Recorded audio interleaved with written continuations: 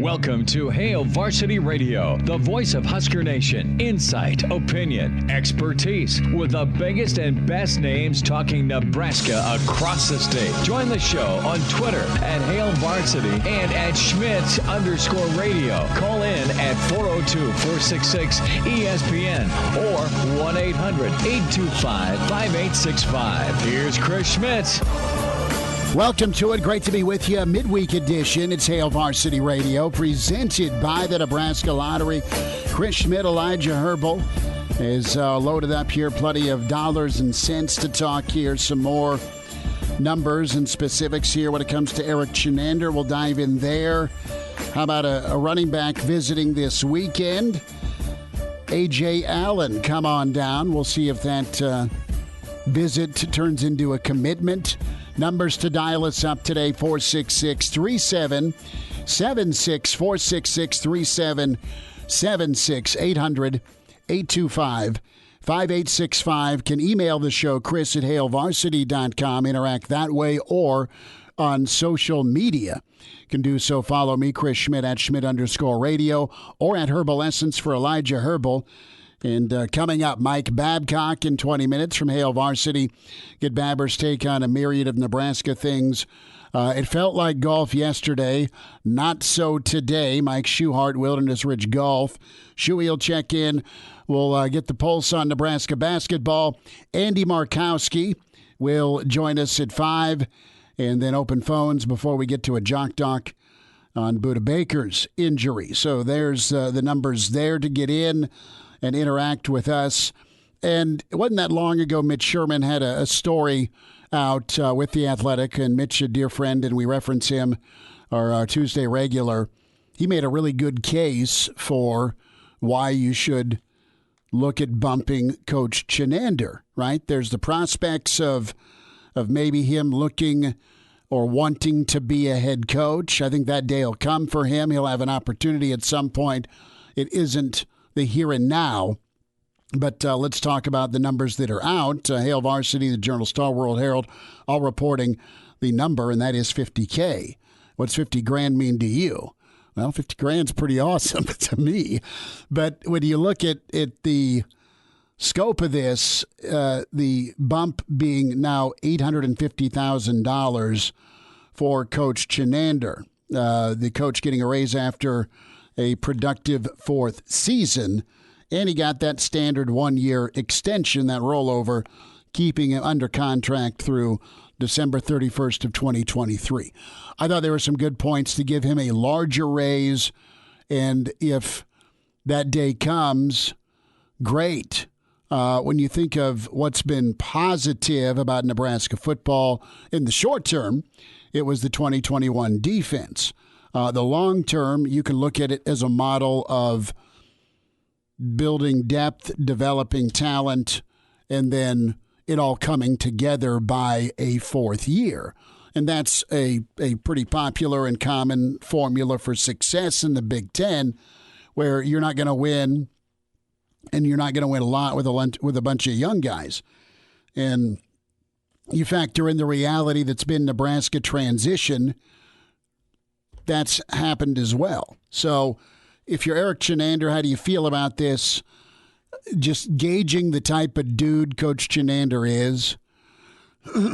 Excuse me. I think, would it be nice to get more money? Would it be nice to be at the same level of as Coach Whipple, who's not been here before? Sure. I don't think Chinander's petty in the sense that he's going to be ticked off that he's still making less despite putting 4 years of blood, sweat, and tears into this program. Now, what you can look at it as, the beer being half full, I got a new offensive coordinator that's got a plan, that's got a history of success, that has a history of development. There may be a Nebraska offense that helps my defense out in 2022. That's how I'd look at it. So the fact that the bump is minimal is just a short-term thing. There's also the crowd out there, and we had a few emails on this, going back to the raise discussion. What's the appropriate number for Coach Chinander? There was factual takes on the fact that, okay, he had a bunch of six-year guys. He had an old defense. That isn't his fault. That's a credit to him, where he had a bunch of guys come back, six-year guys, super seniors, or guys that could have turned pro as true juniors. They wanted to come back and play for him as a coordinator, as a coach, as a leader on that side of the football, despite a 4-8 season and a turnover mess on offense and a mess on special teams. So all the voices and the actions say to me that there's a ton of support. You see it now on paper with a $50,000 bump and an extension by a year. You could have done more, and you have coaching staffs and salaries for the staff continuing to climb, not just for Nebraska, but around college football, even in your own league. Elijah, you're going, one of the teams you have to beat eventually is Iowa, and their assistant coaching numbers, along with the extension of Ferentz, is a reality. And are you being too cheap at Nebraska? I don't think so. Could you spend more? Yeah. But there's an element of prove it this season with the defense. Did the cards fall all together for you with the super seniors and the experience? Yeah, but that's how you're going to win. Coach Chinander's job now, and he knows this, and his defensive staff know this, is to get the Nash Hutmakers ready for roles versus just a few snaps. It's to get Ty Robinson and Casey Rogers ready to rock and roll. It's to keep seeing really good football played by Garrett Nelson and Caleb Tanner. It's to keep having those linebackers, your two inside guys, be dynamite, and then find a third or a fourth that can come in, and then retool your secondary with a guy that has some experience in Farmer and Newsome, of course. So the task is clearly at hand. Maintain or improve, but don't regress defensively. Yeah, and really, the only thing that the defense lacked last year, and it still seems to be a question mark on the defense, is a pass rusher. There still isn't a guy who you look at on that defense and go, yeah, I'm going to trust that this dude is going to get after the quarterback on any given Saturday. That's what they lack. But when you look at what Nebraska's done in the transfer portal, I think it speaks highly of what Chinander thinks of what he's got in his front seven. The fact that Nebraska let two inside linebackers go this offseason, and they didn't bring anyone to replace. And they've lost a couple defensive linemen to the draft, and they haven't brought anyone in to replace. And it doesn't seem like they've been pushing that hard in the transfer portal aside from that nose guard position. But everywhere else, it seems like they're happy with the depth that they've brought up in that front seven. So I think that speaks a lot to how Chinander has built that front seven during his time here. And I should give credit to the position coaches as well. And it feels like with what talent is there right now, obviously there's still a long time between now and the season, but it feels like for the defense, less of a rebuild season coming up and more of a reloading season coming up, where you're finally giving a chance to these young guys who've been putting in work behind the scenes for the past couple of years. It's their chance to come now and step up and shine. And that's what I think I know I am looking forward to seeing is guys that we got to see in limited snaps last season. Now that they have the confidence of the coaching staff, where the coaching staff is saying, yeah, the guys ahead of you graduated. We don't feel that we need to bring anybody else in. Let's see what you've got. We have confidence in you. That's what gives me confidence going forward with Chinander and his defensive staff. Coach Dawson didn't receive a raise. His salary did jump to $550 when it hit March 2021. He'll get a $100,000 retention bonus, which means he'll make $650 this year, and he'll take on more responsibility with the interior as well as the outside portion of the linebackers. And listen, I look at Nebraska, and to me, it's real simple with what you get production-wise. I think, and I'm not saying he's the next Demario Williams or Terrell Farley, but you've seen ascent. You've seen better flashes, and Chinander's the first to tell you that last sit-down we had with him about the maturity of a Caleb Tanner. I think Caleb Tanner's a guy that's about ready to take off and can get you 5.5, 6, 7 sacks. And for sure, Garrett Nelson. I mean, Garrett Nelson had a good season, and I think those guys probably played a little bit dinged up. What can you get out of Gifford, right, in that JoJo role? Because that's... You're gonna walk away and just smile about what you got to see from JoJo Domann from start to finish, and you're really smiling about what you saw from JoJo, one hand, one paw in all, as a senior. He was fun to watch. Cam Taylor-Britt was fun to watch. When he was healthy, Deontay Williams was fun to watch. You're right on the money about the pass rush, the missing ingredient to make this a 5-star dish, and then also the takeaway part. Nebraska didn't do what they want to do takeaway-wise. And listen, you saw more and more snaps once he got healthy from Casey Rogers. He made impacts. He made impact plays. He'd have a TFL or a no gain or do his job at a high level. He just wasn't on the field often enough because of the depth you had to do it on a full-time basis. His jump is from part-time to full-time. And you saw Ty Robinson have some plays, and you saw him, again, in spot duty 2 years ago, really kind of emerge. Well, it was his first time as a full-time guy last year. Now you build on that, and, man, he can have a special season next year. This isn't to keep pouring kegs of Kool-Aid down your throat. I'm saying that when you talk about what all needs to happen for Nebraska, Scott Frost, this next season, a lot of it is defense. Think about it all coming together like a lot of, air quote, normal football teams, where you have a defense you can depend on. You're going to have games in the season where your offense is flatlining. You're going to have games during a season where your defense is getting just bludgeoned, and you're going to have the occasional miscue where you miss a field goal, or a team in a really critical moment of the football game starts out with really good field position for a game-winning drive because they have a return guy that makes a play. Okay, guys are going to make plays. You're not going to be Alabama or Georgia, or pick a team that's going 13-1 every year. We're talking about a football program that is trying to get to 6-6, 7-5, or better in this fifth season. You have a defense that needs to be around that 20 to 21 point number. If you're in the teens, even better. You need an offense that's going to get you cranked up to 30. 30 is the magic number in the Big Ten. Everyone's scoring more points, even in the 3 yards in the cloud of dust Big Ten. But that's your magic number. The games that Nebraska's been right there, they've been on the verge of 30. They didn't get over the 30. And usually you factor in a couple of turnovers or disastrous moments. And then this part of it, too, you look at all the points you lost on special teams. Nebraska football, if they get good to competent special teams play, shave off 3 points allowed per game. Let's just for fun do that, right? Because you gave up about 50 points in special teams last year in a slew of one-score games. Defensively, you get a little bit better. Maybe you get a takeaway more, or that key 3rd and 8 sack, right, where you force somebody to punt and you actually have a return game.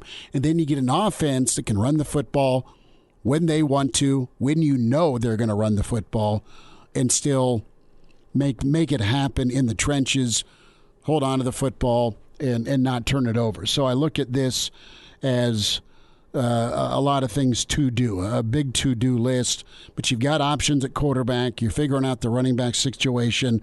The key thing here is get your offensive line figured out, and then hope the defense continues to grow and progress that way. Assistant coach, staff-wise, real quick, last thought. You've been blessed for decades with all the incredible assistants that Devaney had, all the big-time assistants that T.O. had, and you really didn't have a lot of turnover. And Scott Frost now has some turnover. He's on his 3rd offensive coordinator. You're on your 2nd O-line coach, okay? You lost Tuioti. So, but you've added guys that are quite frankly potentially game-changing when it comes to bringing in talent and assessing talent and then developing talent. When you get a guy like Bush and Mickey Joseph in here and perhaps an Applewhite, that sounds like a pretty good mixture for me.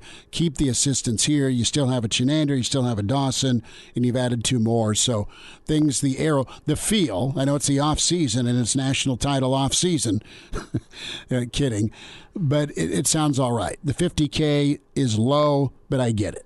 And everyone's saying, you hear all the talk of the importance of Whipple and Joseph, but let's not discount the importance of Raiola and what he has to do this season. You talked about the offensive line.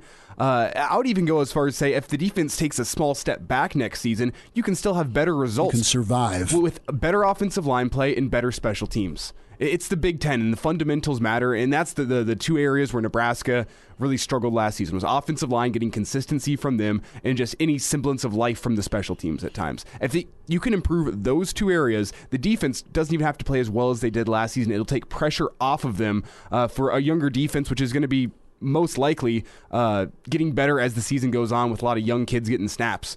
What you need is an offensive line that can step up with some transfers coming in and they can gel quickly, and you just special teams, consistency from that. Our old buddy Steve Marek reporting this, and it's a quote tweet from Susan Miller-Deegan. She covers Arizona State, so there was the potential for Nebraska. We talked defensive line. The defensive tackle transfer from Miami, Nesta Jade Silvera. It sounds like he is going to go see O'Herm because he's playing to win the game. Arizona State is the front runner right now, and per this tweet, it sounds like with ASU classes underway last week, it sounds like Silvera is set to begin classes at Arizona State, so Nebraska missing out on a would-be Miami defensive line transfer. We'll keep unpacking here. Mike Babcock's on the way with Hail Varsity. We're presented by the Nebraska Lottery. Hello, listener. Hey, it's Chris Schmidt with Hail Varsity Radio, and I wanted to let you know about a special deal just for listeners of the Hail Varsity Radio Show podcast. We're offering $10 off the annual subscription price of $29.99. That means that you, for less than $20, can get everything we do. 10 issues of our monthly magazine, our annual football yearbook, and all the premium content we produce at HailVarsity.com. Just go to HailVarsity.com/subscribe and enter in the promo code GBR for $10 off a full year of Hail Varsity. That's HailVarsity.com/subscribe, promo code GBR. And we're back Fellas, think we could listen to the radio on Hail Varsity Radio, presented by the Nebraska Lottery. Yes! That's awesome! Thanks for your time. Hail Varsity Radio, presented by the Nebraska Lottery. Get the podcast, iTunes, Spotify, Google Play, Hail Varsity Radio. And it doesn't cost you anything to subscribe. Give us a rating, good, bad, or ugly. Take us with or hear us live. We welcome in historian, author, Hall of Famer Mike Babcock at MD Babs on Twitter. Babbers, what do you know? You staying heated, bud. Yeah, trying to. Here at one day it's 60 degrees, and the next day it's 20 or something. It's a wild swing. Adjustment. Yes, take some adjustment here. It's like you're playing the whole season, and then against a particular kind of offense, then you play the wishbone in the last game. That's so good. How do you adjust? Perfect comparison. You know, it's spread football for 8 weeks out of the year, and here come the service academies, right? Yeah. Mike, I thought here we were talking some numbers here, and specifically Chinander. He got bumped, he got extended. And, I could hear the argument for a little larger bump based on the job he's done and the kids that came back to play for him. And we've seen development and growth and progress from the defensive side of the ball. As you look at it right now, before we get into spring, do you think the defense can maintain going into this next season? They were good. They were really good in comparison to what they've been, right, when we talk context. But overall, what's your gut tell you here as a prediction going forward with this defense? Can they be as good as they've been? Boy, they lose a lot of key guys like you've mentioned. Well, yeah, I guess that's the purpose. You want to continue to get better, and you've got a good defensive coordinator, I think, and the whole thing with Lowry just kind of boggles my mind too. I don't really understand it.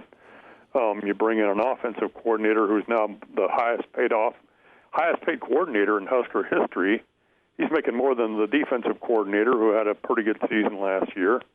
He's making more than the associate head coach, who is Mickey Joseph, who they brought in.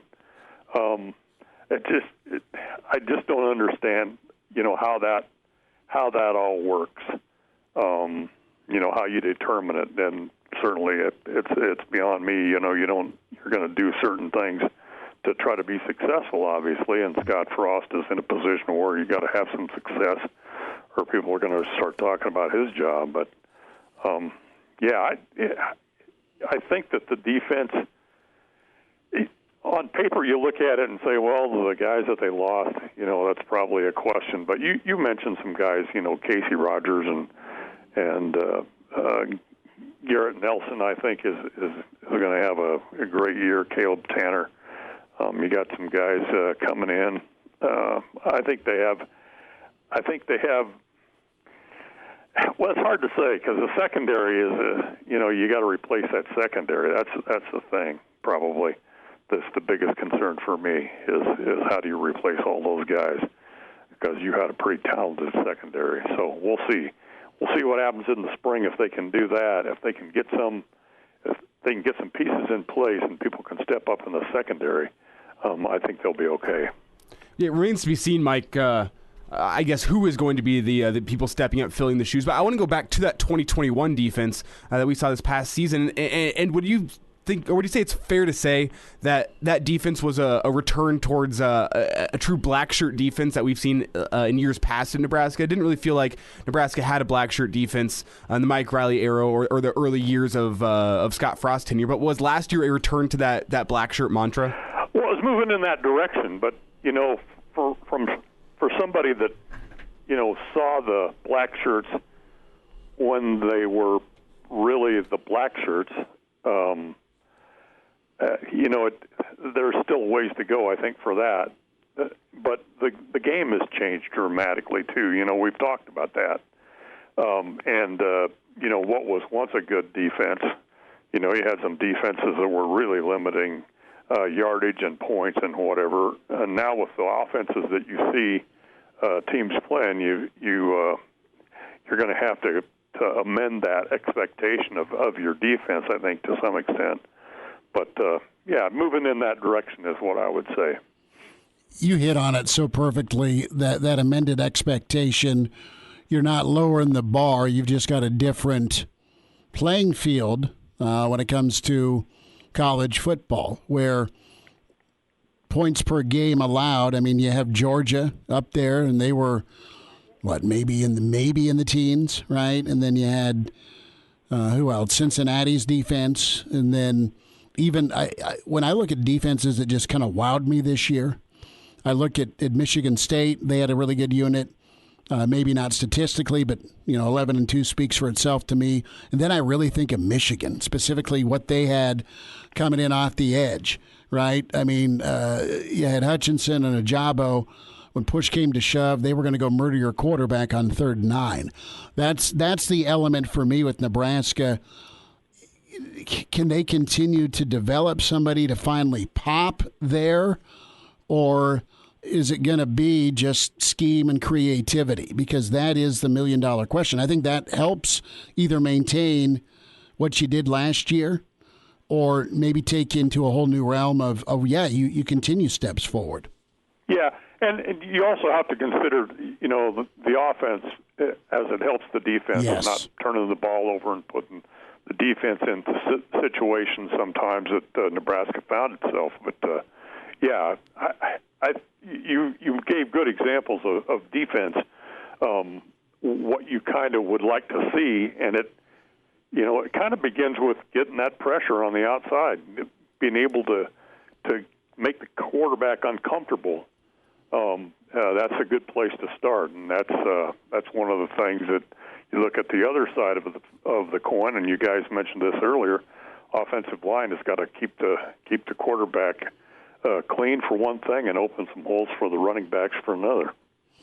Babber's going to switch gears from football to baseball for a moment, and about a month away from Husker baseball and Will Bolt, and excited to see his kids, not kids anymore, but they're a lot of fun, and they were dynamite as they got hot and went into Fayetteville. You've got a bit of a switch here. The original home schedule against San Diego State, that venue's now Arlington the first few days of March. Makes sense, doesn't it, based on how temperamental, back to the original topic, weather is in Lincoln? Yeah. 60 degrees one day, 20 degrees the next. We've already seen it here the last 2 days. That makes sense, I think, and get an opportunity to get 4 games in. To me, that made sense. And you've got, I think there's a lot of excitement and expectation for Husker baseball, and so there's probably people that are disappointed. It's like, well, I would have liked to see that San Diego State series or whatever to start the season, but you got plenty of games in March at home scheduled already, so that's not gonna detract, I think. Mike, let's go to the NFL. And have you dove in with a lot of Lincoln and surrounding Nebraska communities buying your Cincinnati gear? Well, yeah, I kind of from afar, was rooting for Cincinnati, obviously because of Zach. I mean, he was really a good person in addition to a good player. And I always think of the irony of it, that he was basically brought in here just to push other guys. And what was the hot shot from Florida that came in here? That's Jay Moore's favorite buddy, Harrison Beck. Yeah, I forgot his name already. Harrison Beck was always a good interview. It was always something different. But, yeah, it was. That's one way to put it. He wasn't averse to talking. But that was kind of, Zach was brought in kind of to just push him. And Zach ends up being the Big 12 Player of the Year and taking that team to the Big 12 championship game. So, and like I said, on top of that, he was a good person.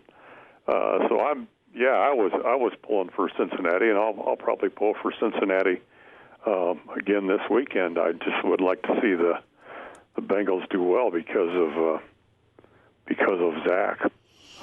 I'm absolutely with you on Zach, and as good as he's been to us, and obviously the Burrow connection with Jimmy. I mean, I love the crowd shot, Mike, where there's Jimmy and Jamie, and they're all, parked up in the crowd, just sitting there in the family section, freezing, watching Joe do his thing. Yeah, former Husker and former Husker coach, and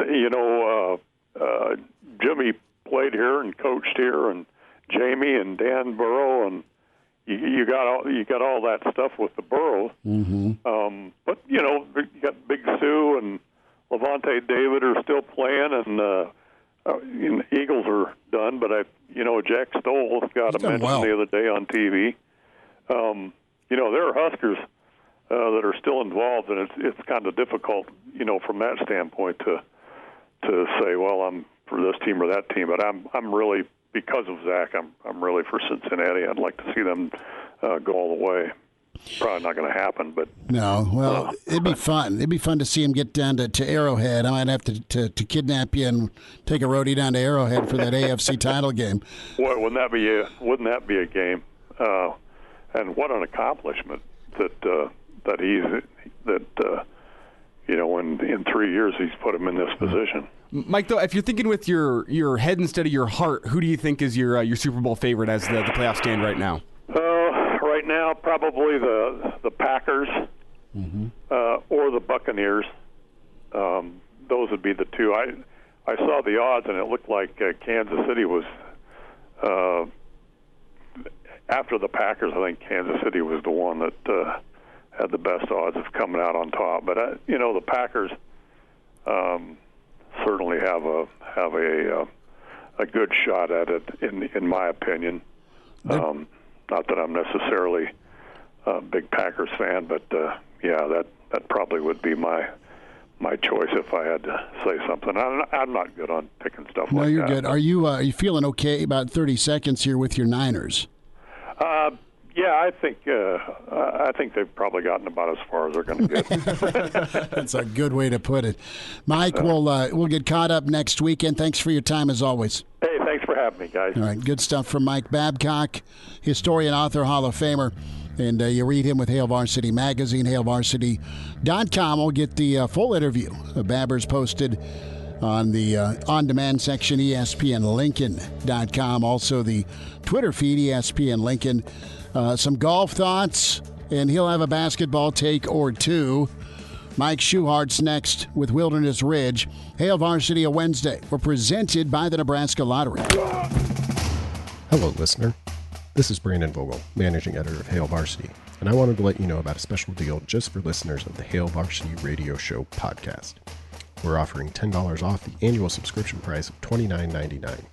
That means that you, for less than $20, get everything we produce: 10 issues of our monthly magazine, our annual football yearbook, and all of the premium content we produce at hailvarsity.com. Just go to hailvarsity.com/subscribe and enter the promo code GBR for $10 off a full year of Hail Varsity. That's hailvarsity.com/subscribe, promo code GBR. And now, back to Hail Varsity Radio. About 25 minutes away, we'll check in with Andy Markowski. Get his thoughts on Husker men and obviously how the women are doing. Another great night for his daughter Alexis. We welcome in with Wilderness Ridge Golf, Mike Schuchart. Shuey, I can tell you the number of folks putting right now, but how many folks were putting out at Wilderness Ridge yesterday? Quite a few, man. It was just beautiful out yesterday. Felt like a summer day yesterday in the middle of winter. We'll take those. Yeah, and you'll cope with a warm bowl of soup and probably one of the fireplaces there in the lodge, and you're just staying warm right now. Very much so. Little different day today than yesterday, but that's all right, man. Every nice day we get in the winter, that means one less day and one day closer to spring and golf season. So absolutely. We'll dive into the American Express in a moment, but Shuey, I always love to get your feedback and take on all things Nebraska. You're a diehard Husker, and basketball's just been so tough to stomach, and kind of more of the same in just lack of execution or understanding or wanting to understand time and space with shot selection against Indiana, and I know Ohio State looms, but if you're a betting man, does Nebraska get a win? Do you think they find 1 or 2 or 3 Big Ten wins, or do you think there's a reality, a danger that they lose out? Oh, I don't know how they don't lose out. I mean, they're going to find every way possible to lose a game. I mean, that last game was a game that was right there. I mean, Indiana didn't have their best player on the court in the end of the game, and they still found a way to lose a game to 2 of their best players, so it's like I don't see a win in their future. I just don't know who they're going to beat. Not the way they play, because each week is the same. I mean, they make the same mistakes, they do the same things week after week, and until that changes and you actually make right decisions or right plays at the right time, that's what gives you a chance to win. You don't seem to do that. You got too many individual ball players out there, and you can't win as a I. You have to win as a we. They just don't, they don't play that way. Is it more about lack of buy-in or just that individual ego being too strong?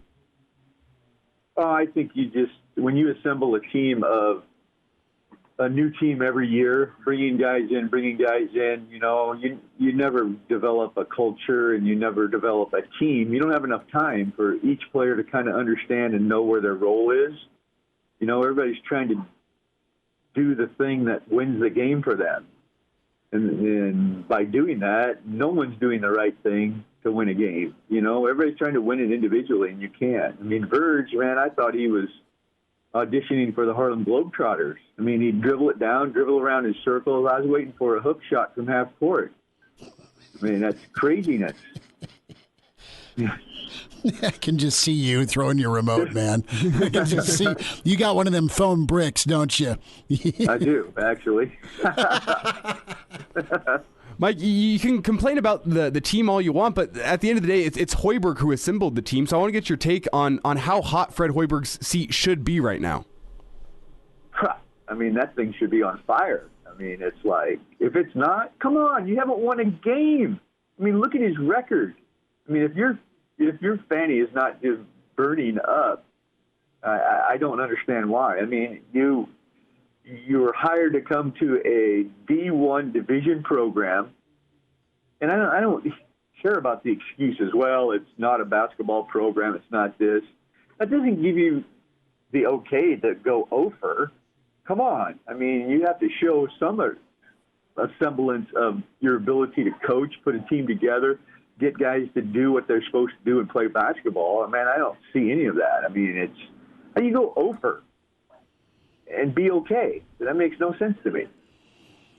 Buyout is buyout, though, and that's a reality.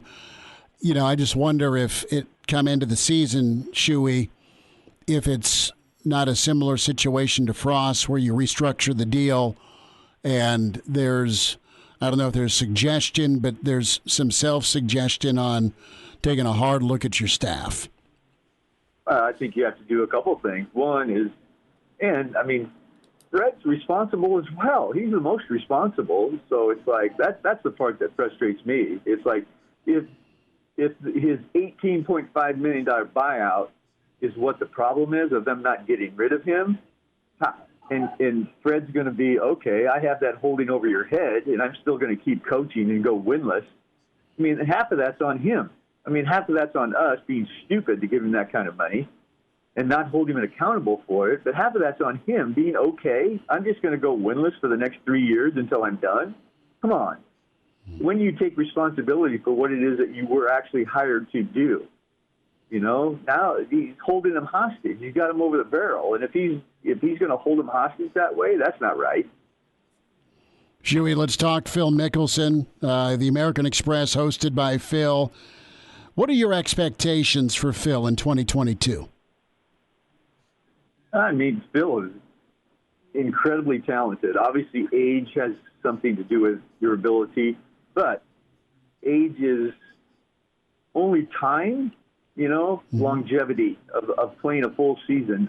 Phil's not in it for a full season doing that. I mean, Phil has kept himself in great shape, probably the best shape he's ever been. And he's super talented. So any week, I mean, and he proved that last year, you know, in a major championship, is that he can get ready and play for 4 days. You know, now if he had to do it for a whole season and try to sustain that, probably not. You know, Father Time has a tendency to do that to us. But for 4 days, playing at the level that he needs to play at, which he still can do, especially as talented as he is, man, it would not surprise me to win. Phil is somewhat in a Tiger category. You know, Tiger's probably one of the best ever. But Phil's right there. I mean, you look at his record. I mean, it speaks for itself. Mike Schuchart's with us, Wilderness Ridge Golf. Shuey out of the course right now. Phil had that magic with the PGA Championship. It was amazing. And the way you put it, he can load up for specifics and really gear up. Shuey, about a minute and a half here, a little less. Tell folks what's happening out at Wilderness. I know you've got the indoor facility going on and all sorts of construction that continues to get worked on for an incredible unveil here coming up this spring. Yeah, it's pretty exciting. I mean, I'm sitting here kind of looking out the window and watching them. They're out working today, so they keep working every day. So it's coming. It's starting to take shape. So it's going to be really spectacular when it's done. Super exciting. And our indoor academy has been rocking, you know, with the snow. And so it gives people a chance to still get in and practice and keep their game sharp throughout the winter. So it's been a lot of stuff, you know, a lot of membership inquiries. So it's been pretty active here in supposedly a downtime in golf. So it's been exciting for us. Mike, any off-season work with the Divot Dogs?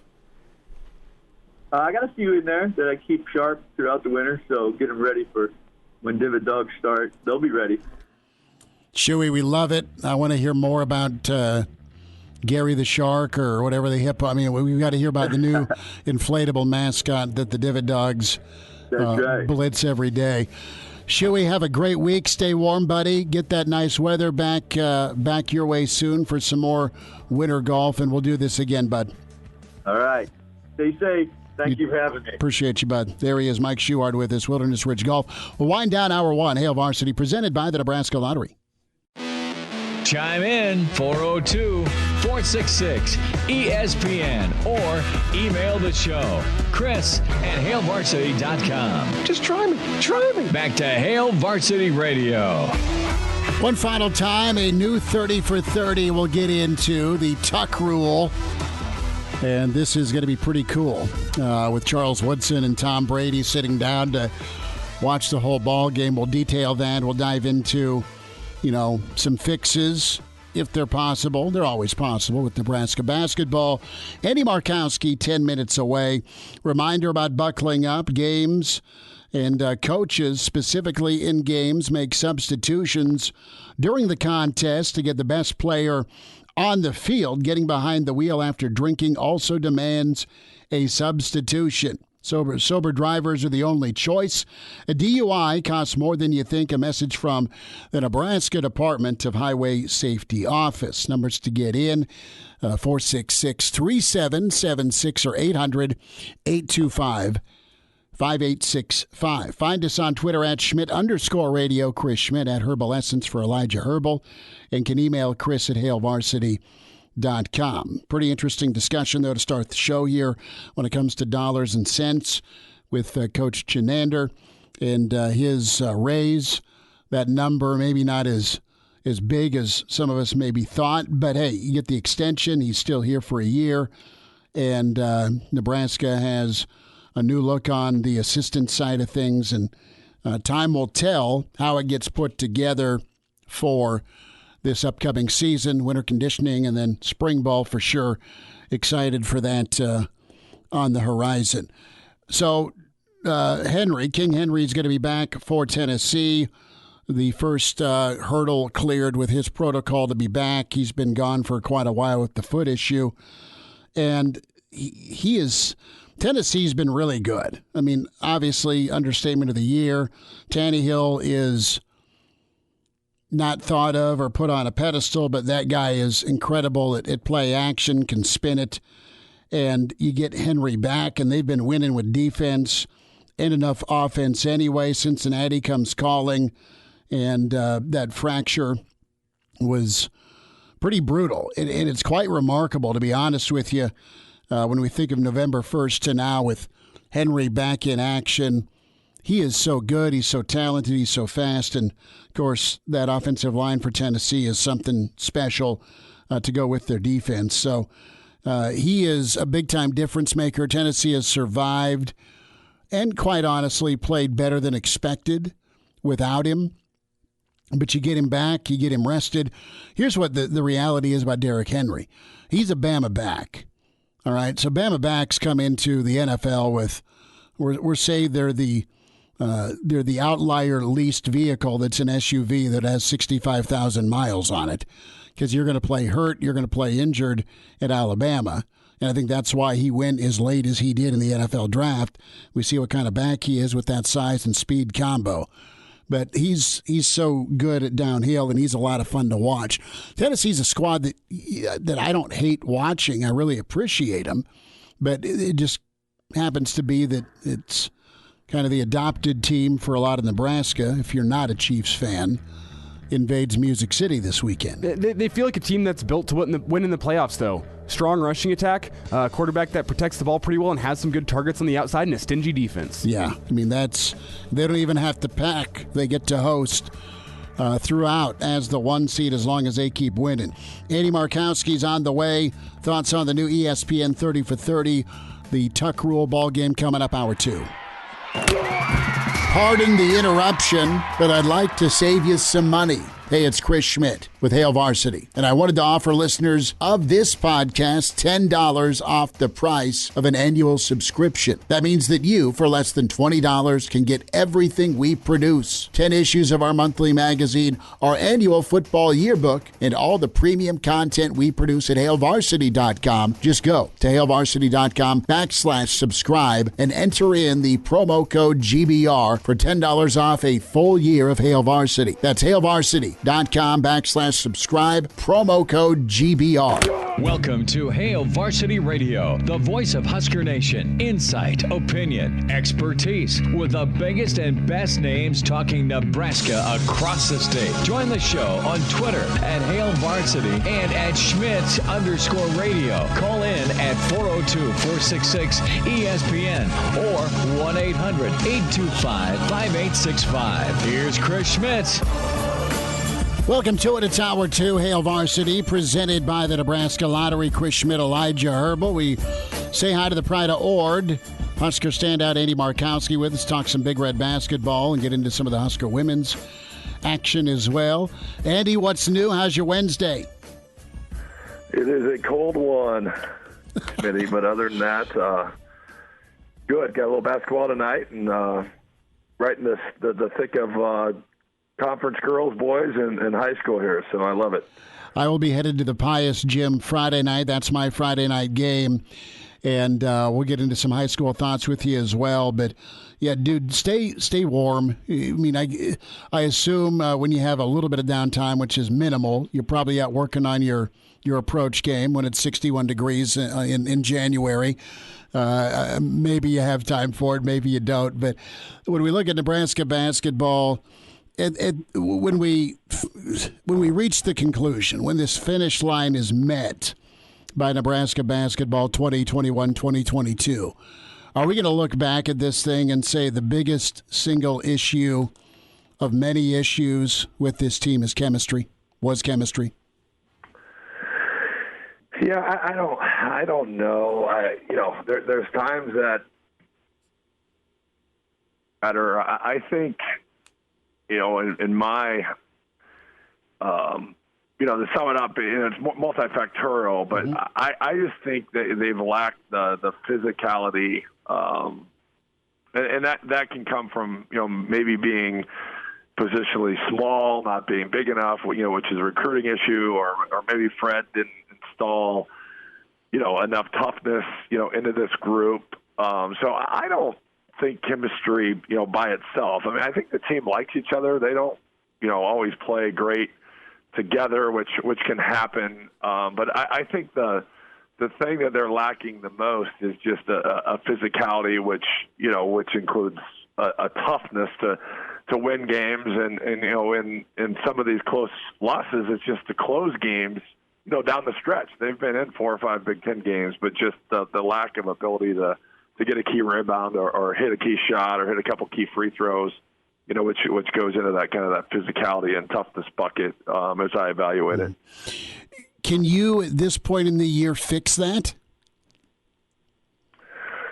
No, I think they've improved. I think post, I think Coach Hoiberg was probably embarrassed with the Auburn and Michigan and a few of the pre-Christmas losses where I do think they made an effort to get tougher, to maybe restructure some practices to build some accountability on the defensive side, rebounding.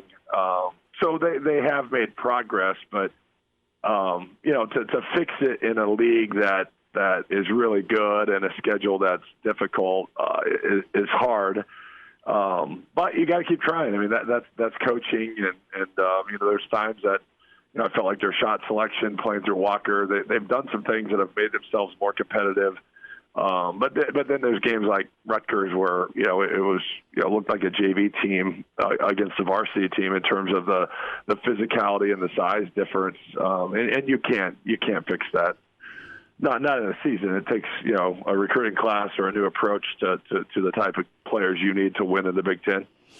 Put yourself in Fred's shoes for a second. You've coached Division I basketball. You played at it and went to NCAA tournaments. If you were to hit reset in different ways this next season, what would you reassess as far as moving forward to make sure you're not trying to get over that single-digit win season, right? I mean, you're trying to be competitive not only in the league but for postseason. And you've brought in what looks like on paper high-level talent, some high school kids, and a lot of JUCO transfers and a lot of portal guys. But, how would you try and skin the cat, so to speak, for a fourth season? Yeah, and I think that's mentally the biggest question I have is we're in year 3. I felt like there was a good blend this year of some high school kids, with Wilhelm and McGowan's, and you mix that in with a couple new talented transfers in Verge and really trying to fit it together, and it didn't work. So you're gonna turn over the roster again. What does that mean? Who's staying? Who's going? I don't know the answer to that, right? I mean, I know Coach Hoiberg probably has a inclination of which kids will probably leave, but you're in a straight rebuild mode again. I do like a few of the freshmen they've signed, and a couple of the 22s. One just got to campus. I think some of those are talented, but you're not going to show up in the Big Ten and win with young kids. So you're going to go back to the transfer market, and you look at Minnesota. They were able to add a couple key transfers in the portal that helped them. Just the right pieces to the puzzle, and I think that is the challenge that they have: is how do they build a team that can be competitive in the Big Ten without starting over, every year, every other year? Because I think the fans have given them a pass up to this point, but if they have to go through that again, you have to ask yourself how patient you are as a fan and as with a new AD that didn't hire Fred. How patient is Trev going to be with another rebuild? And those are hard questions. And I still thought they played really hard. In their last loss. To Indiana, I thought they played hard in the Illinois game. Those are the things I'm looking for, because it appears that Fred is still connected to this group. And as a coach, that's all you can do, is have a team that believes in your message and doing the things that they think they need to do to be competitive. If that goes away towards the end of the year, I would be concerned that we can rebuild and fix it moving forward without a complete 2 or 3 year rebuild again. And I don't know if anybody has the patience for that. Andy, I want to ask you about the difference between the Tim Miles era and the Hoiberg era, but it's not really fair to Hoiberg to be able to compare, apples to oranges between what he has now and what Tim Miles had a few years ago. And one of those reasons is because it seems like the Big Ten as a whole is more competitive top to bottom now than it was in the Tim Miles era. I know there were some good Big Ten teams during the Tim Miles era, but right now it feels like you got 9 teams that are just straight killers in the Big Ten right now. Is that a fair assessment? And how do you rebuild in a conference like this where it feels like every single game you're going up against another top 25 team? Yeah, I don't know the exact strength of each year with Coach Miles. Certainly the Big Ten has historically been a good league. They moved from 18 games to 20 games, which is adds to the difficulty of winning, right? I mean, we could schedule 2 more non-conference wins from a record perspective. So certainly the league was tough when Coach Miles was here. It's it might be deeper now. To your point, there's just not a lot of wins on the schedule. We were talking about this yesterday. Where do you look for a win when you look at the schedule? And unfortunately, everybody probably points to Nebraska as the only game that they feel like is which is embarrassing for us to be that school. So it's hard. It's a hard job. I think Fred has upgraded the talent. There's no question that outside of Coach Miles kind of catching lightning in the bottle in the month of February and winning 8 games in a row in 2014 and getting to the tournament, these teams are more talented than some of the kids that he had. But I'll give Tim credit. I felt like they were more organized and played harder, and I think Tim had a program plan. He just couldn't get over the hump with talent. I think Fred has been able to attract talent but not fit it together in a schematic way that can be competitive in the Big Ten. So they end of the day, neither won enough to gain respect in the Big Ten. And when you don't win, kids don't want to come to your program. So it just goes back to, you can sell the future and you can sell hope, but when you're in year 5 of that, hope and all that kind of goes out the window. At that point, people kind of see that you haven't got it done and are probably reluctant to sign up and come to a school that maybe they could make a difference. They're just going to choose to go to another school. So you're back to that same spot that we're in. Andy Markowski is with us, Husker Basketball Thoughts, Hail Varsity Radio. What's your take on Bryce's game? What have you seen from him as he has moved through this freshman season? Yeah, I think he's had a really good freshman year. I mean, you look at his stats, and he's shooting over 80% from the three. There's times that I think he settles a little bit, but that's not atypical of a young player. He's trying to expand his game.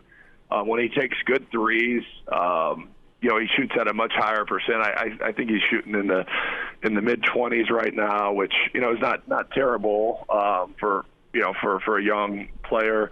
His assists I wish he would create more for teammates. I think he has that ability. I think his assist to turnover ratio is kind of inverse. That it's 2 turnovers to every 1 assist, and you wish you could at least be 1-to-1 there. But it's hard. It's hard for freshmen to come in.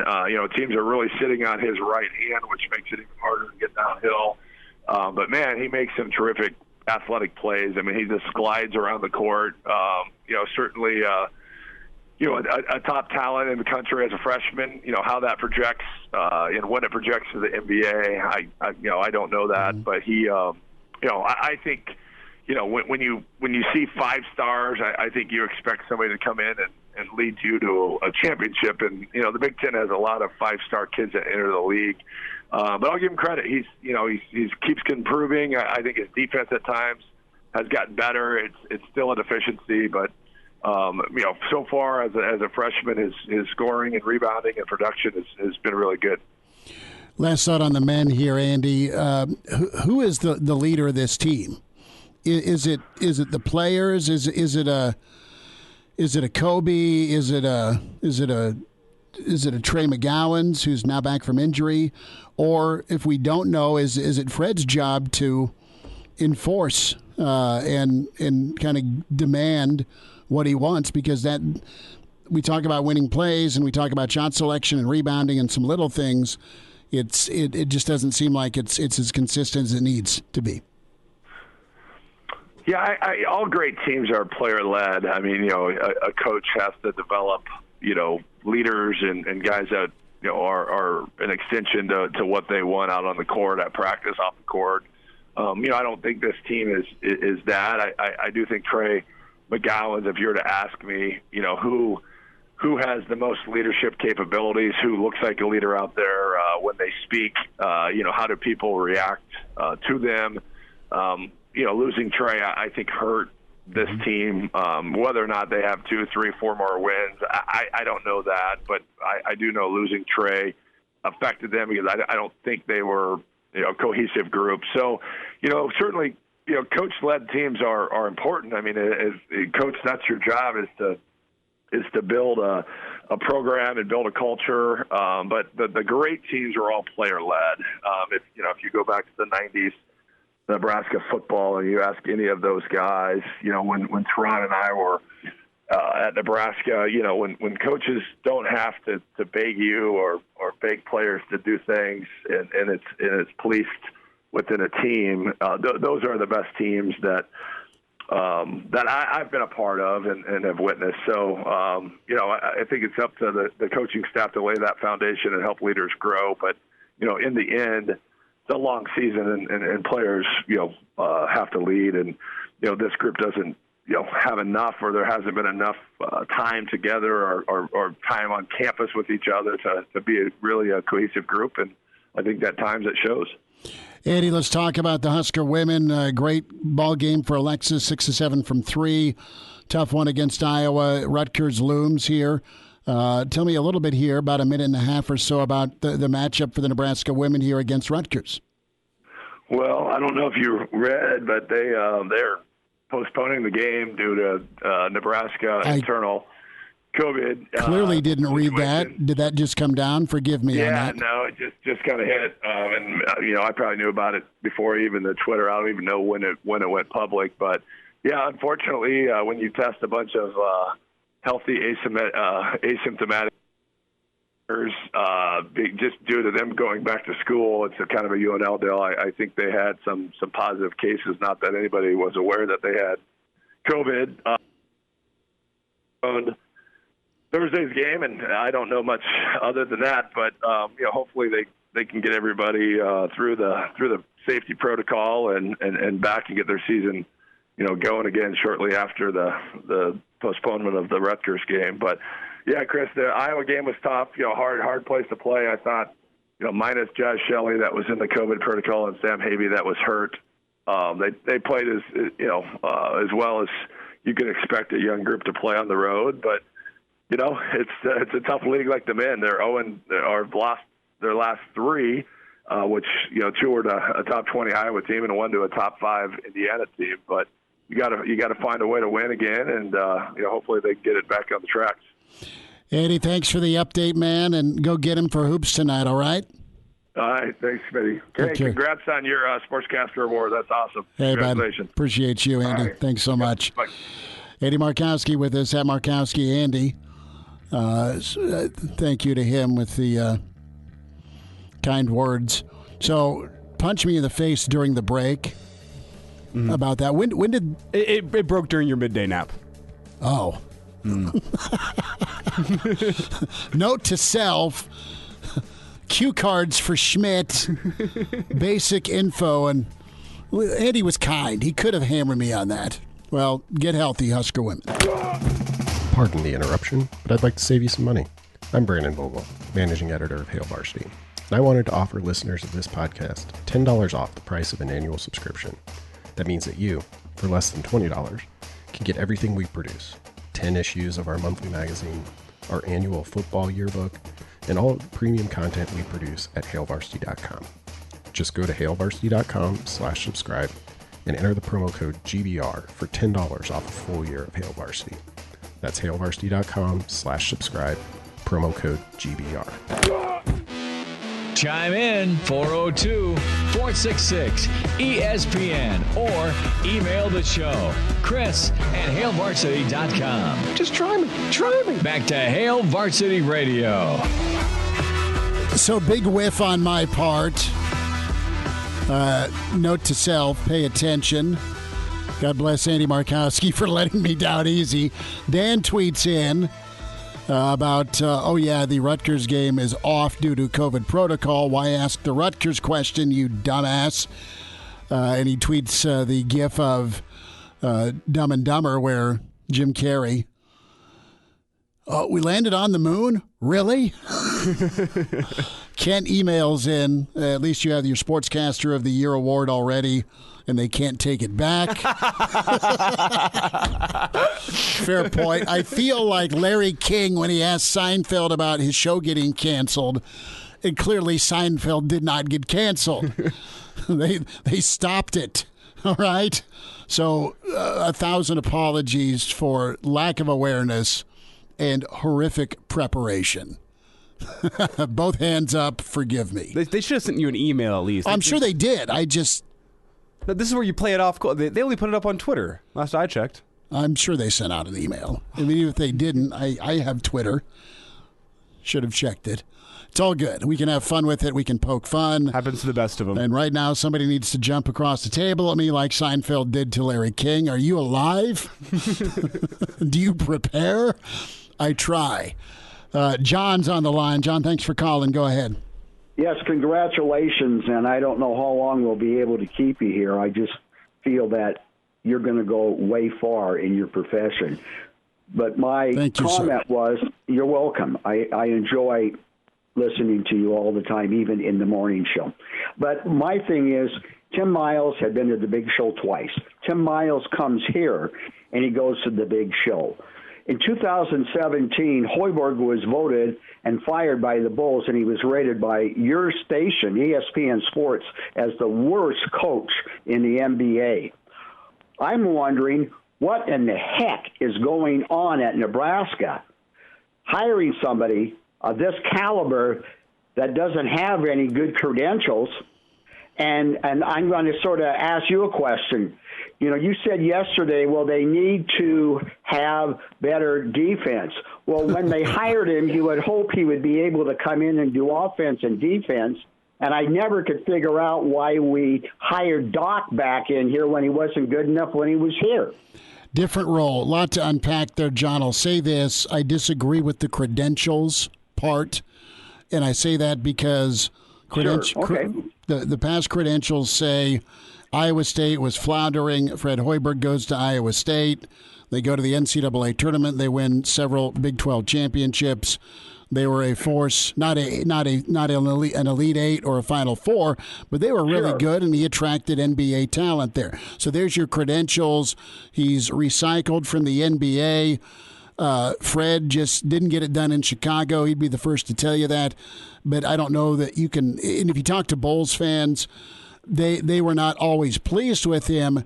But I don't think you can put 1,000% blame on him either based on personnel, roster management, and injuries. You can call those excuses. I have one more comment. Sure. I agree with you. I agree wholeheartedly in what you said. Okay? All I know is I'm closer to 80 than I am to 70. And all the people that I know that have been Nebraska fans for over 60 years basketball, they're not happy in what they're seeing, and they don't see any hope that this will change. And I've called, this is the first time I've been very critical. I've called in and asked for your advice, give me some encouragement, yada, yada, yada. I don't have any encouragement for you because I don't think this gets better. But I don't think you have a change at the end of the season because of the buyout. I understand. Thank you very much. John. And congratulations. Appreciate you. Thanks, John. Listen, it should be better. Fred is better than this. And what worked before, everyone adopted. Let's go get portal. Let's get transfer market. Let's go find some hired guns, mesh them with our high school talent, and go that route. Well, when Fred left for the NBA, everyone started going portal or transfer. Miles did it, and Miles did it exquisitely when you look at Pettaway and Walt, when you look at Palmer and Cope. I mean, Nebraska's used the Fred Hoiberg playbook from his Iowa State days. What you can't count for, what you don't count on is the issue of at some point, guys going rogue and continue to allowed to be rogue. Okay? Now, he started pulling guys for mistakes or bad shots, but there's still a little bit of that old feeling left in them where they revert back to trying to make the winning play. And why are they trying to make the winning play? Is it for me or for we? I think they want to win, but I think they want to get to the league. So what's the reasoning? And you'll force it. This team is great at forcing it and not seizing the moment. And he's a good offensive coach. When people listen to him, his system works. I don't think they emphasize defense enough. And defensively, it's all about heart and want to. And you've got a lot of guys for a lot of their careers, wherever they've been, not all of them, but some of them, they've lived off just playing one way, and that's just offensive-minded. And it's hard to come back and be the angry parent and lay down the law when you didn't nip it in the bud from the get-go as far as what your priorities are. How are you going to win? You're going to win with experienced guys, big people, and tough defense and being physical in the Big Ten. That's not what this team is. And Fred's got to find a way to bring in the right people character-wise as far as they're concerned about winning first. And if we win, my pro aspirations will take care of themselves.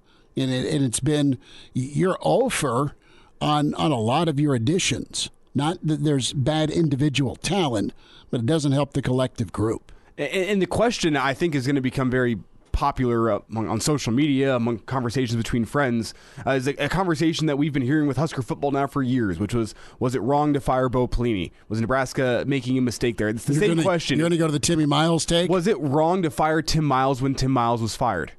And that's why I brought up that question with Andy of is the Big Ten just that much more difficult now? Like, was Bill Moose trying to make a splash? Did he not understand the culture of the university where the basketball program is expected to be by the fan base? It just, I don't know. And it's hard to be that revisionist history guy saying, well, it was wrong to fire Miles, because I don't think his program was necessarily trending upwards. But now that you can see 3 years of Fred Hoiberg, you can see how difficult it is to actually build a program. You know what? In a million years, I would not have guessed it would have gone so south, so 180. When you're making a change, you don't want to go from inconsistency to bad, but you have, and it's been with the personnel decisions. At least when, again, we're going to armchair quarterback this thing, at least when Tim brought guys in, they're pretty good, and they build up to something, right? You got hot, you had Craig Smith here, and you had three guys at least for a month in Siobhan and Walt and in Turan all play together, and you saw how well it worked, where guys were getting their touches. You had some good role guys, and it was nice. I think Gallegos was here hitting some threes, right, to stretch it. And then you build up, and you kind of got hosed in a down Big Ten year where you go 10-6 and you don't get into the freaking NCAA tournament. You end up going to the NIT with Palmer and Cope. The problem is Tim had years where he had back-to-back seasons where you have the same cast of characters that achieved success once. They didn't follow it up. That was tough. So, and then I think he had a personality conflict with him and the Moose. And Bill Moose, as much fun as he was,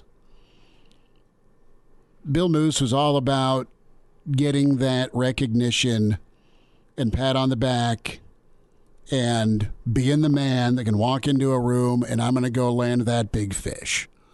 And it was the two hires you screamed for as a Nebraska fan because of what was going on. You weren't happy with basketball. Go get Fred. Fred did it at Iowa State. It'll work. No. It hasn't yet. The fit hasn't been right. No, and it's absolutely it's crazy to think it didn't work, and there's going to be smarter basketball minds than me that are out there saying, well, I told you it wouldn't have worked, and they may be Miles apologists, but hell no, if you go back in time in the DeLorean, you don't make a change. Maybe you make a change, but if you knew this is going to be the path it was, you don't bring Fred in. You go find a different coach. And that's the question here with Trev, not only with buyout, but are there some names out there? Is there a guy like Turgeon? Do you throw a Brinks truck at Dana? And I know it's a stupid thought to say, well, there's Oregon, there's Nebraska, but, you know, Dana's a Nebraska guy. Not that that matters any. Maybe that doesn't matter because Dana's killing it, right? Especially now. Oregon's one of the hottest basketball teams there is, and he's had great success there. But it's just crazy to think about where this is and where it's gone. And it needs to be more hands-on by the head guy who knows basketball and who knows basketball talent. He is rubber-stamped the, let's go get Teddy Buckets. Let's go get the JUCO guy. Oh, year one, the point guard. Jarve Green? Oh, no, Cam Mack. Yeah, let's go get Cam Mack. And now you have a guy in Verge, right? I mean, you're seeing the same issue, okay, of you bring in a guy that's talent, but how does that talent fit into this puzzle? And it isn't. You go get a five-star McGowan's, who the kid's awesome. I mean, he is so gifted and talented, but he shouldn't have to be the man, even though he does have the five-star ranking. His brother's injury didn't help things. The guy that's helping drag this team forward from a competitiveness and a heart standpoint is Walker, right? So it is misses by whoever's telling Fred, this is the guy, these are the guys we need, here's who we should go get, here's what they're going to do, and it's underdelivered. It's quite frankly flopped with what you're supposed to be seeing from a guy like Tominaga, from three-point land versus what you're getting from him. And not to just single him out. He hustles and tries, and there is some talent. Clearly, I can't hit threes. But it's not translated at all. At all. Some emails here on transfer quarterback questions. Good email from Jeff. We'll maybe put in our back pocket for tomorrow about what Casey Thompson can be for Nebraska. A Jock Doc's on the way. Take some more of your emails and calls. Chris at ALVarsity.com, 466-3776. Like what you hear, high-quality radio and podcast is part of what we do at Hail Varsity. Hey, it's Chris Schmidt with Hail Varsity Radio, and I wanted to offer listeners of the Hail Varsity Radio Show podcast $10 off the price of an annual subscription. That means that you, for less than $20, can get everything we produce, 10 issues of our monthly magazine, our annual football yearbook, and all the premium content we produce at HailVarsity.com. Just go to HailVarsity.com/subscribe and enter in the promo code GBR for $10 off a full year of Hail Varsity. That's HailVarsity.com/subscribe, promo code GBR. And now, back to Hail Varsity Radio. Back in Hail Varsity Radio, presented by the Nebraska Lottery. Time for a Jock Doc Wednesday, Lincoln Orthopedic Center. Dr. Doug Tavis with us. Dr. Doug, you geared up for some NFL playoffs this weekend?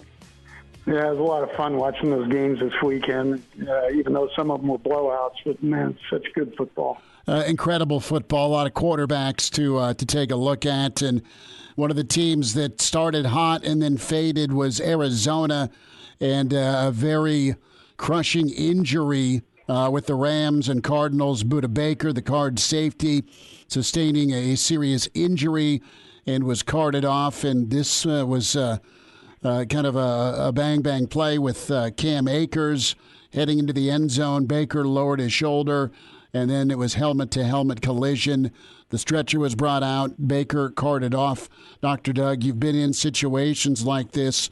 Kind of take us through the steps on your end to start off with this Jock Doc as far as the care and the stress of the moment. Yeah, so this was one of those situations where it was, immediate, that you could tell that Baker was unconscious.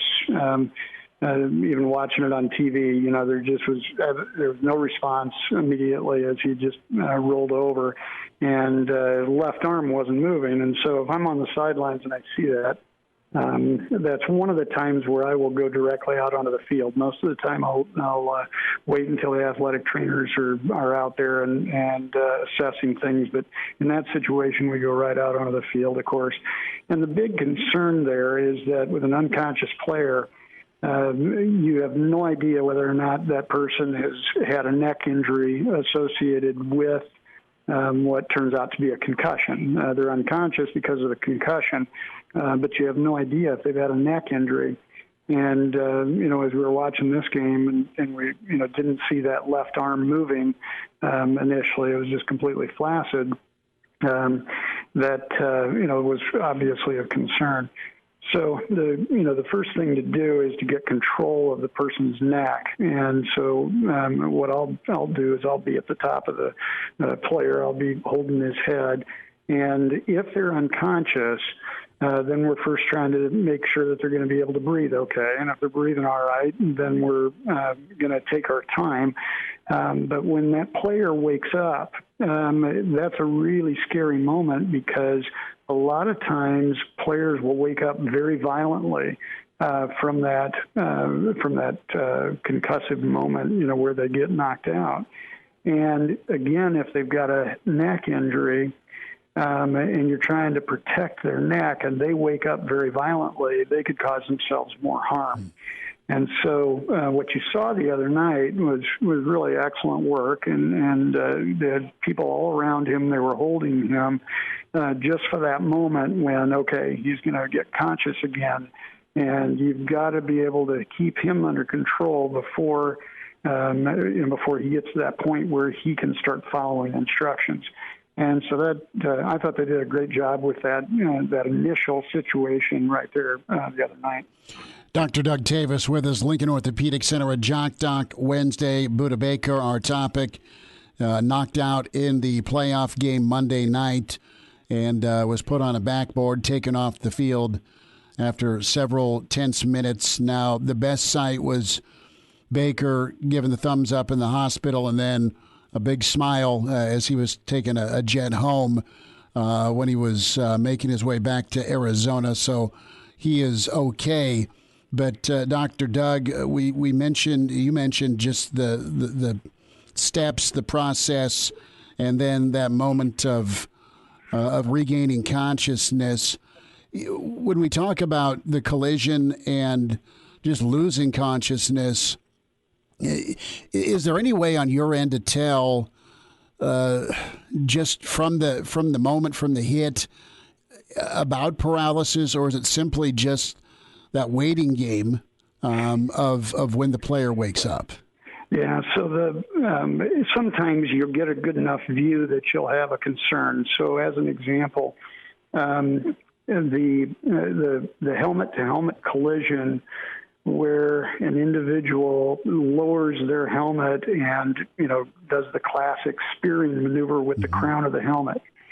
We that's been outlawed, of course, in the game. And what a lot of people don't realize is that is very much an attempt to protect the player that's doing the spearing, because it's the position of the neck in a slightly flexed position when you hit with the crown of the helmet and your neck is flexed down and you have that violent collision. That's the kind of collision that can create significant trauma to the neck from a neurologic perspective, spinal fractures in the neck and paralysis.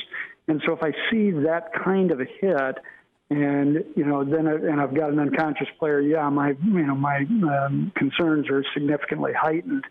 In the injury the other night, it was more of a blow to the side of the head, more than it was over on the crown of the head. And so there was, you still have those same initial concerns, but that flexed neck position with the crown of the head hitting, that's really the one that just really makes you very, very concerned that you're going to be dealing with a cervical spine injury and maybe paralysis kind of a situation. Dr. Doug, let's talk follow up, I should say, with Baker. Things look fine now. There'll be some follow-up check-ins, I believe, medically, but long term with this, how concerned should Baker be because of suffering this injury, this concussion? Yeah, he's going to be obviously in the concussion protocol that's been instituted with the NFL, and of course we've all heard a lot about that over the course of the last several years, and the attempts to decrease those traumatic brain injuries that are occurring and eventually potentially leading to chronic injury to the brain. I guess the way I would answer that, Chris, is that there's going to be times where there's multiple concussions that are known about with a player, and as the multiple concussions count up, that's when you start really getting concerned about the potential of those longer-term brain problems. So I really don't know, Buda Baker's history relative to concussions, but that would certainly play a big role in it. The fact that he was knocked out doesn't necessarily give you an idea of the severity of the long term. We use neurocognitive testing. Most high school players are familiar and college players are familiar with the computerized testing that's done to evaluate them after a concussion. And we use that as a more significant way of trying to understand what's going on with the person's brain. And if those things aren't going well, then there's other things that are being done, looking at the metabolic activity of the brain with certain scans and that kind of thing. So there's a variety of different ways to be looking at this that we didn't have, several years ago. So it's certainly better prognosis to understand what's going on with his brain now than what it used to be.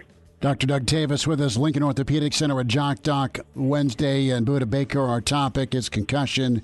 Dr. Doug, thanks for your expertise and insight on this. We'll get caught up again. All right, Chris, you have a great rest of your day. Like what you hear? High-quality radio and podcasts are just part of what we do at Hail Varsity. I'm Brandon Vogel, managing editor, and I wanted to offer listeners of the Hail Varsity Radio Show podcast $10 off the price of an annual subscription.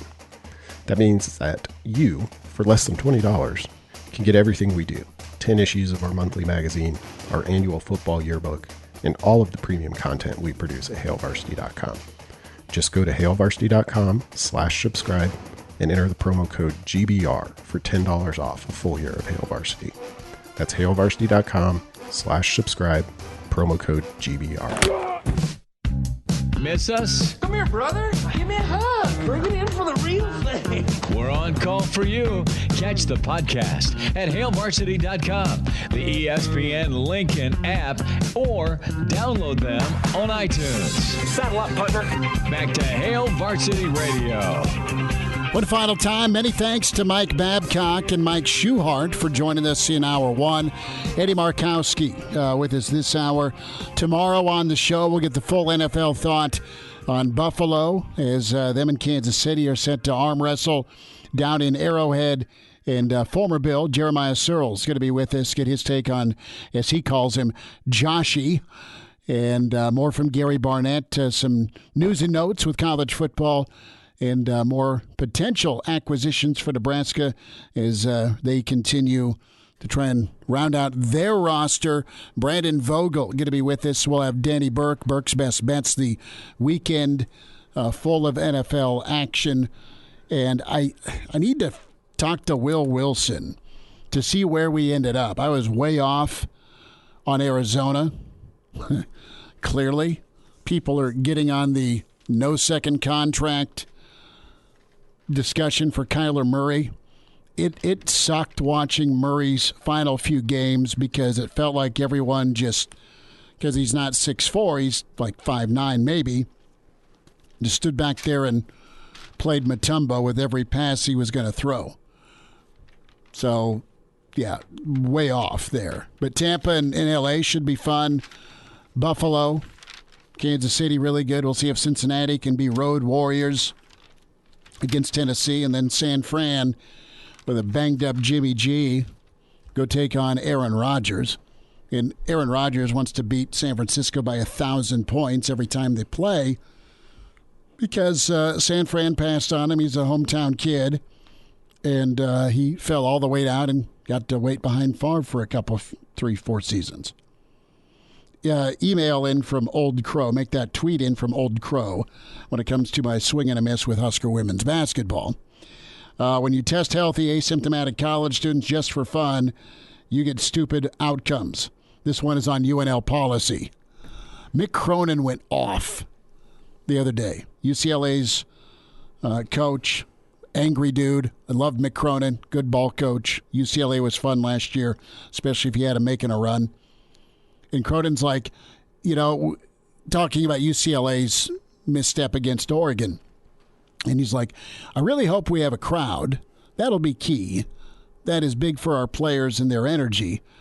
It doesn't make much sense. This is Mick Cronin talking about the fact, okay, we don't have a crowd at Pauley Pavilion, but there's 80,000 people in the stands watching the Rams in Arizona on Monday night. Can we celebrate some progress, though? UFC this weekend has taken the step of if an athlete or anyone in their corner is fully vaccinated, they won't be tested without showing symptoms. So that's progress. With UNL, all the students that are coming back to campus to start the semester, everyone has to get tested. But once the semester actually begins, there's no more random testing like there used to be. Did you get random tested? Did I at UNL? Oh, a whole bunch of times. Did you? Oh, Did they just kind of pick you out? It was just random. I got really unlucky. TSA. Like one semester, I had like I need you to come to this room with no windows. I got like 6 random tests one semester. I'm like, I'm not sure how random this is because I feel like I'm getting picked out here. But yeah, it was just like you get an email and you had 2 days to do it. You had test. your mustache rocking for a time that makes you look a little creepy. It's like this guy looks dirty. He probably has COVID. You're the COVID champ though. You've survived and thrived. Mm-hmm. Well, back at it tomorrow at 4. Check out the podcast, Good, Bad, or Ugly. Tell us what you think. Spotify, iTunes, Google Play with Hail Varsity Radio. Talk to you tomorrow at 4. A Hurrdat Media Production.